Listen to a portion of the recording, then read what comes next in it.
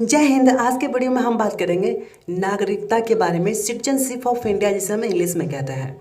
आपको तो मालूम ही होगा कि हमारे संविधान बन के तैयार हुआ था 26 नवंबर 1949 को हुआ था, लेकिन लागू किया गया था 26 जनवरी 1950 को, जिसे हम गणतंत्र दिवस के रूप में जो है हर साल मनाते आ रहे हैं। जो सिटीजनशिप ऑफ इंडिया है, जो नागरिकता है, ये ब्रिटेन की संविधान से लिया गया है और ये हमारे संविधान में शामिल किया गया है भाग 2 में, और अनुच्छेद नंबर 5 से 11 में शामिल किया गया है। जो भारतीय नागरिकता प्राप्त करने के लिए जो कुछ मेथड्स है, इसके बारे में चलिए चर्चा कर लेते हैं।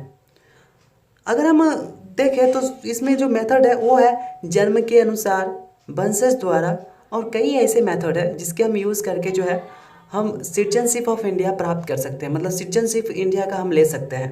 तो चलिए पहले मेथड की बात करते हैं, वो है हमारा जन्म द्वारा। अगर हम 1955 के अधिनियम के अनुसार बात करें, 1955 में सिटीजनशिप ऑफ एक्ट जो है पास किया गया था, और इस एक्ट के अनुसार जो है अगर किसी व्यक्ति का जन्म 26 जनवरी 1950 को या उसके बाद हुआ है, लेकिन 1 जुलाई 1987 से पहले हुआ है, तो वो जो व्यक्ति है भारत का ऑटोमेटिक नागरिक है। मतलब उसको नागरिकता के लिए मतलब ये नहीं कहना पड़ेगा कि उसको अप्लाई नहीं करना पड़ेगा, वो ऑटोमेटिक जो भारत के नागरिक था। लेकिन क्या हुआ कि 1986 में इसे संशोधन कर दिया गया, मतलब इसमें सुधार किया गया और ये कहा गया कि अगर किसी व्यक्ति का जन्म भारत में जो है 1 जुलाई 1987 के बाद हुआ है, लेकिन 3 दिसंबर 2004 से पहले हुआ है, तो उस व्यक्ति को नागरिकता दी जा सकती है। लेकिन उसके जो पेरेंट्स हैं उसमें से एक को कम से कम भारतीय नागरिक होना बेहद ज़रूरी है। चाहे उसके माता हो चाहे उसके पिता हो, उसमें से चाहे उसकी माता भारत की नागरिक हो या उसके पिता कम से कम भारत की नागरिक होना चाहिए, तभी उसे जो है नागरिकता दी जा सकती है। लेकिन क्या हुआ, 2003 में फिर इसे संशोधन किया गया था। 2003 में जब इसे संशोधन किया गया था तो ये कहा गया अगर किसी व्यक्ति का जन्म जो है 3 दिसंबर 2004 के बाद होता है, तो उस व्यक्ति को जो नागरिकता तभी मिलेगी जब उसके माता पिता दोनों भारत के नागरिक हो। अगर उसके माता पिता दोनों भारत के नागरिक होंगे तभी उस व्यक्ति को जो है भारत की नागरिकता मिलेगी, अगर उसका जन्म 3 दिसंबर 2004 के बाद होता है तो ये है जन्म द्वारा जो कि हम प्राप्त कर सकते हैं नागरिकता भारत की। दूसरा है वंशज द्वारा। वंशज द्वारा मतलब पूर्वजों द्वारा, जो हमारे पूर्वज पहले से मतलब रहते आ रहे हैं उसके द्वारा। उसके अकॉर्डिंग बात करें तो अगर किसी व्यक्ति का जन्म दूसरे देश में होता है, वो होता है 26 जनवरी 1950 को या उसके बाद होता है, लेकिन 10 दिसंबर 1992 से पहले होता है, तो उस व्यक्ति को जो है भारत की नागरिकता दी जाएगी। लेकिन ये डिपेंड करता है कि उसके पापा जो है, उसके पिताजी है, वो भारत के नागरिक है या नहीं। अगर उसके पिताजी या भारत के नागरिक है, जिस टाइम उस बच्चे का जन्म दूसरे देश में हुआ है, तब उसे जो है भारत की नागरिकता दी जाएगी। अगर वो 26 जनवरी 1950 को जन्म होता है उसके बाद, लेकिन 10 दिसंबर 1992 से जन्म होना चाहिए। लेकिन क्या हुआ, फिर क्या हुआ कि 1992 में जो है संशोधन हो गया, इसमें जो इसमें था इसे संशोधन कर दिया गया और ये कहा गया अगर किसी व्यक्ति का जन्म 10 दिसंबर 1992 के बाद होता है, लेकिन 3 दिसंबर 2004 से पहले होता है, तो इस केस में जो है उसे भारत की नागरिकता तभी दी जाएगी जब उसके माता पिता दोनों भारत की नागरिक हो। मतलब 1992 में संशोधन हुआ और ये कहा गया कि उसके माता पिता दोनों भारत के नागरिक होंगे, उसके बाद ही उस बच्चे को जो है भारत की नागरिकता दी जाएगी अगर उस बच्चे का जन्म दूसरे देश में होता है। और उसके बाद अगर 3 दिसंबर के बाद जो है बच्चे का जन्म होता है, 3 दिसंबर 2004 के बाद जो है किसी बच्चे का जन्म दूसरे देश में होता है, तो उस केस में जो है उस बच्चे को भारत की नागरिकता तभी दी जाएगी जब उसके माता पिता दोनों भारत के नागरिक हो, और साथ ही साथ उसके माता पिता को जो है एक लिखित में देना होगा कि उसके बच्चे के पास किसी और देश के पासपोर्ट नहीं है, और ये पंजीकरण के लिए अप्लाई करना होगा, और ये जो अप्लाई करना होगा वो उस बच्चे के जन्म के 1 साल बाद करना होगा।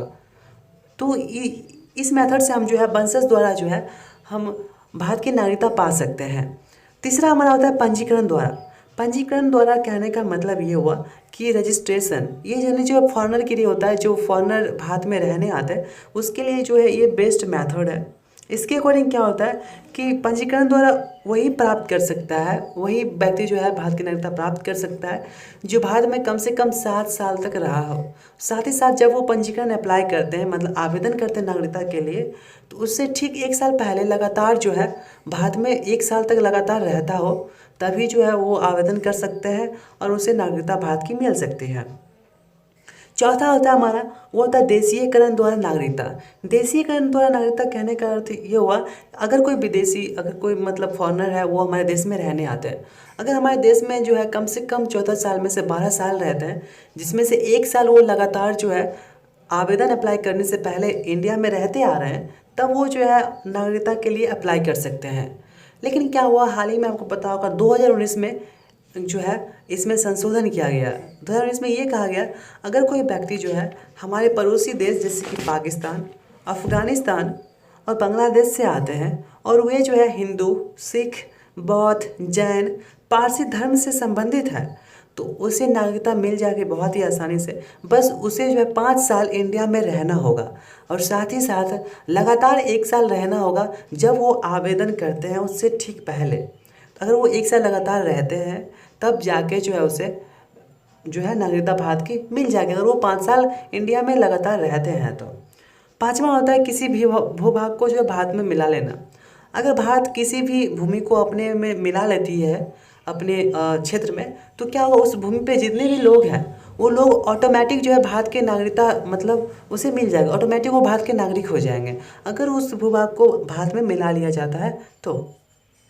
अब हम बात करते हैं कि भारत की नागरिकता त्याग कैसे होता है। मतलब आपने देखा होगा कि बहुत सारे सेलिब्रिटी हैं जो कि भारत की नागरिकता नहीं लिए हुए हैं, दूसरे देश की नागरिकता लिए हुए हैं। तो भारत की नागरिकता कैसे जो है त्याग किया जा सकता है, तो भारत की नागरिकता त्याग करने के लिए सिंपल सी काम है।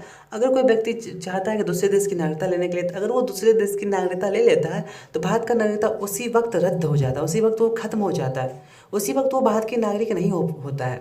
आपको पता होगा कि जो डबल सिटीजनशिप एक्ट है, यानी कि दोहरी नागरिकता जो है वो भारत में अलाउड नहीं है। भारत में केवल जो है सिंगल सिटीजनशिप है, यहाँ दोहरी नागरिकता नहीं दी जा सकती है। दोहरी नागरिकता जो है अमेरिका, ऑस्ट्रेलिया जैसे देश में दिया जाता है, लेकिन इंडिया में ऐसा नहीं दिया जाता। तो भारत की नागरिकता त्याग करने के लिए सिंपल सी बात है, अगर कोई व्यक्ति दूसरे देश की जो है नागरिकता ले लेता है तो भारत की नागरिकता खुद ब खुद जो है खत्म हो जाएगी। भारत में दोहरी नागरिकता का प्रावधान नहीं है।